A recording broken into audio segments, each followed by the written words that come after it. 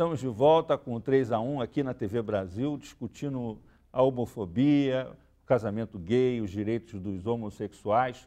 Participam dessa nossa conversa Júlio Moreira, presidente do Grupo Arco-Íris, o pastor Samuel Malafaia, que é deputado estadual do PR aqui no Rio de Janeiro, e o professor Francisco Carlos Teixeira, professor de História Contemporânea da Universidade Federal do Rio de Janeiro. Nós vamos abrir este segundo bloco com uma pergunta de telespectador.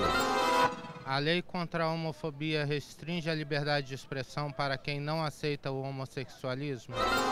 Tem pontos nessa lei que serão certamente favoráveis, ajustáveis e, a meu ver, necessários para melhorar os direitos dos homossexuais. Mas tem pontos que não podem suplantar num regime democrático. Por exemplo? Esse ponto de você não poder se expressar, não poder... Eu vou ler aqui, eu trouxe aqui, olha aqui, o artigo 8º. O disposto nesse artigo envolve a prática de qualquer tipo de ação violenta, constrangedora, intimidatória ou vexatória de ordem moral, ética, filosófica ou psicológica. Então, fechou tudo. Alguém não pode dar um seminário, se é na cadeira de psicologia, falando... Não, mas está dizendo, pastor, vexatório, violento. Sim. Olha, depende muito do contexto. Por exemplo, eu posso muito bem ter um amigo e eu, na brincadeira com ele, chamar ele de viado, de bichinha, uma brincadeira com ele respeitosa. Agora, a partir do momento que ele desrespeita uma pessoa e a pessoa se sente ofendida, ela basta valer a lei sim, porque a lei, ela justamente vai coibir qualquer tipo de preconceito e discriminação. Como existe a questão do racismo, por exemplo. Qual é o paradigma disso? Por exemplo, tem uma pessoa negra. Se eu chamar um negro com uma forma pejorativa, existe hoje a lei contra o racismo que vai garantir a sua proteção. O que acontece é o seguinte, ninguém está aí para coibir o dogma religioso. Eu acho que o dogma de fé deve ser respeitado. Se a religião do pastor acha que é pecado, deve ser respeitado. Agora, acontece o seguinte... E o direito dele dizer que é pecado. Que é pecado. Pois é. Agora, quando existe uma questão que isso passa a agir como uma forma de incitação à violência, à perseguição de direitos, aí deve ter uma lei, sim, que proteja. Né? Justamente é isso que a gente está focando. Não é obrigar as igrejas a nos aceitarem, porque deve ser respeitado os direitos. Mas como é que você tipificaria a agressão? Né? É uma agressão. Como é que ela pode ser tipificada? Ela se dá desde a agressão verbal, psicológica, física. Por exemplo, na escola. Na escola eu sofri muita perseguição na adolescência. Né? Tinha um personagem homossexual numa novela e me chamavam com esse nome desse personagem homossexual e eu estava ali com o único foco de estudar. E isso foi trazendo todo um agravamento dentro da escola que eu tive que ter uma reação. Mas muitos jovens não têm essa reação, eles acabam saindo da escola, como tinha um companheiro de classe que saiu da escola porque ele era homossexual e viviam pegando no pé dele. Que tipo de reação você teve? Na época, eu dei um chega pra lá pros meninos que estavam em cima de mim. Saiu no braço? Saí no braço, né? Porque eu sabia me defender. Eu era grande, sabia me defender. Mas nem todo mundo tem essa possibilidade. E acaba saindo da escola, não se qualificando. Isso é um problema que acontece no dia a dia. A lei está aí justamente para garantir que todo mundo pode ser respeitado em direção à sua orientação sexual. Porque existe também uma fala que a gente quer direitos a mais. Não é isso, queremos direitos iguais. Por exemplo, as leis que punem discriminação por orientação sexual, inclusive garante que um casal heterossexual, que se for numa boate gay e for discriminado na boate gay, ele pode utilizar a mesma lei. A gente não quer direito a mais, a gente quer um direito de igualdade. Acontece que numa sociedade heteronormativa, onde existe um preconceito com os diferentes, nós é que sofremos mais. Nós somos o grande bode expiatório desse mal que está na sociedade. Mas já existem leis para esse tipo de proteção. Mas que Júlio, não garante. Você falou sobre um menino homossexual ser achincalhado na escola. Nego. Na escola, é aquele pote de meninos que estão vendo a vida pela primeira vez. O magro é chamado de magrela. O cara que tem orelha grande é orelhudo. Eu tenho um primo que é o cabeção, o apelido dele até hoje é cabeção. Nem por isso foi feita uma lei contra o cabeção, a favor do cabeção, do orelhudo. Isso acontece na escola. Tem que ter agora a preocupação do bullying para poder ajustar. Isso é um problema de educação. Né? Então, eu acho que estão invertendo as coisas. A pessoa, o cara chamar, bichinha, fio, isso chama para o cara que nem é, às vezes, só porque o cara é adamado, vamos dizer, aquela pessoa que tem um jeito mais fino, mas não é homossexual. E os garotos encarnam mesmo. Agora, por causa disso, nós vamos fazer uma lei?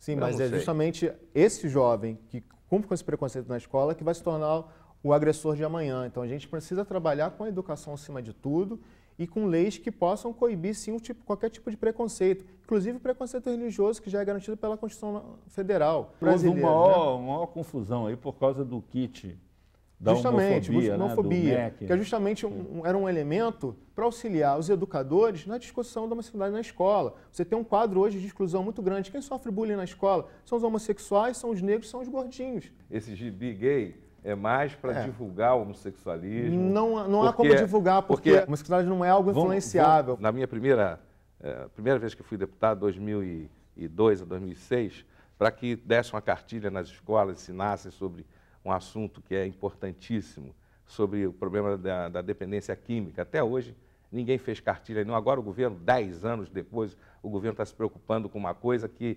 mata, né? E não faz nada. Agora, de repente, sem ouvir a sociedade, sem ouvir outros segmentos, o ministro da Saúde me pega e enfia uma cartilha gay que foi suspensa. Se fosse bom, não estava suspensa. E tem mais, com custos que ninguém sabe, foi uma coisa muito irregular. Professor Francisco Carlos, esse debate, vou retomando o final do bloco anterior, antes você tinha uma luta pela paridade dos direitos entre as mulheres e os homens. Agora surgiu um outro tipo de debate, né, que é de que tanto os homens como as mulheres terem plena liberdade de opção sexual. Em termos assim, civilizatórios, o que isso significa? A questão central para a gente é muito clara ao longo da história. Se você viu os 150 anos que passaram, desde aquele que pobre ou trabalhador não tinha direito a voto, até o que a gente está vendo hoje, se a gente imaginar que em 59 Rosa Parks estava sendo impedida de sentar num lugar para branco num ônibus só porque ela era negra, está se ampliando a cidadania, está se ampliando enormemente. Esse debate que nós estamos fazendo aqui, um bom debate nesse momento, ele é muito claro nessa direção. Está se estabelecendo quais os limites da sociedade, o que a sociedade quer e não quer. Os grupos organizados, né, e que se sentem prejudicados, fragilizados, e aí eu tenho um ponto central, quer dizer, eu acho que a questão é muito clara de que tem algumas pessoas que estão sendo mortas, e isso não é brincadeira. São pessoas que estão sendo mortas porque são adamados, como o pastor falou, ou porque fizeram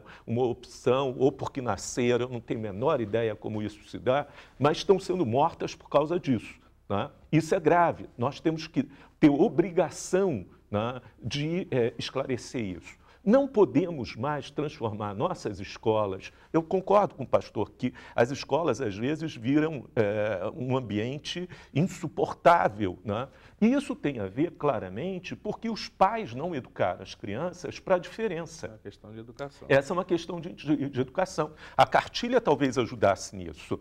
Em vez de suspender a cartilha e em vez de fazer o que fez, por que não sentar e produzir um texto que fosse melhor e aceitável para o conjunto da sociedade? A verdade é isso, eu sou professor, eu vejo várias vezes pessoas sendo discriminadas, sendo atacadas. A sociedade tem que decidir isso. Como ela decide, se ela decide isso através do processo educativo, do processo jurídico, do processo legislativo, são as vias. Todas as vias são válidas para fazer isso. Pesos e contrapesos, pressões e contrapressões também são válidas. Por isso que é boa a democracia. Isso está dentro do jogo da democracia. Acha que o machismo anda de braço dado com a homofobia? Olha só, eu diria o seguinte, um exemplo histórico, azedo. Só na Alemanha, na Segunda Guerra Mundial, foram executados em campos de concentração 52 mil homossexuais. Né? Ao lado deles foram executados milhões de judeus, né? Alguns milhares de ciganos, alguns milhares de doentes mentais e 3.500 testemunhas de Jeová. Uma gente forte, corajosa. Testemunhas de Jeová era um caso que o pastor conhece bem. Eram os únicos que podiam se salvar. Se eles dissessem, né, escrito num documento, Heil Hitler, eles se salvavam. Eles não quiseram. Preferiram morrer para não dizer Heil Hitler. Heil é salva, né, em alemão, só Deus salva. Eles não podiam dizer isso para um homem. Né? Nós temos uma experiência histórica que mostra que, em determinado momento, esses grupos podem ser duramente atingidos. Esses grupos, eles precisam de uma proteção diferente. A razão de que, às vezes, nós somos, os protestantes e católicos, são chamados de tradicionalistas e intransigentes, é porque a gente tem o privilégio de seguirmos uma doutrina dentro da palavra de Deus que não muda. Ainda há pouco estávamos falando de uma Constituição que muda ao bel prazer de algumas pessoas. A nossa Constituição está sempre mudando.